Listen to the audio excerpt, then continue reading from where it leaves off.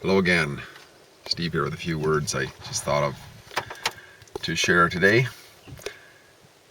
I was having a chat with a guy a few weeks ago. This guy had been a minister for many years, and I don't know for sure why he's a little bit disgruntled with that sort of role in society as a Christian minister, but he's no longer doing it, and I hope to find out at some point what his issue with it was.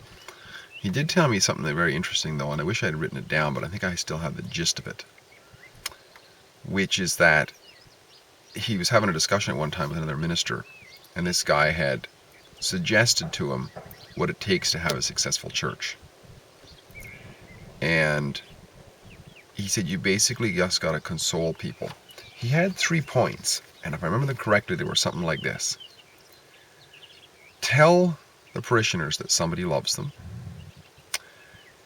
Tell them that all they have to do is believe that that's true. And tell them that everything's going to be okay. And if you keep doing this over and over and over again, people will fall for it, and they will have a successful church. They'll give you lots of money.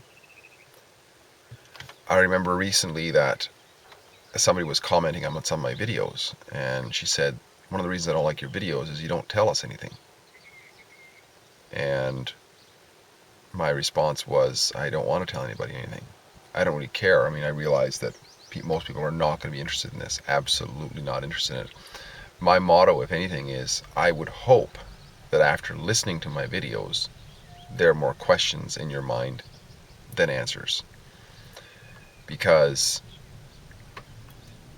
well, if we're gonna be leaders in our own lives, we have to somehow be a party to the creation of our own rhetoric, right? Our own conclusions. We have been taught a whole list of conclusions from other people, including, something that's just made up, but yet people make a business out of it, telling people that somebody loves them. How does that guy, the minister, possibly know that? How does the minister know that all they have to do is believe that, and it's true? How does the minister know that everything's going to be okay? See, it's all made up. It's all conclusions. It's all just assertions, right? But probably there's no foundation to that. Probably doesn't get asked very often, how do you know that? I think most people are geared that way. I mean, I see, and it's understandable because of the way we're raised, right? We're raised by parents very often who are doting and who are micromanaging. I notice that with kids now. If I see kids in the grocery store and so on near their parents, so often they ask the parent everything. Can I do this? Can I do that? Can I do this? Can I do that? And the parent is that gatekeeper. It's either no, no, no, maybe later, yes, a little bit though.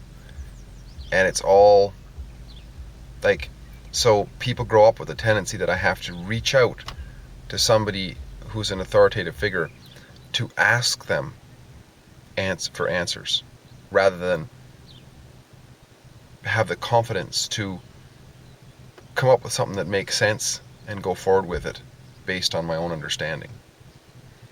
So I hope this has left more answers, or more questions rather than answers, in your mind, because that's really my goal, is to help people, if I can, to be able to think for themselves and to form their own conclusions. Steve here again, great chatting.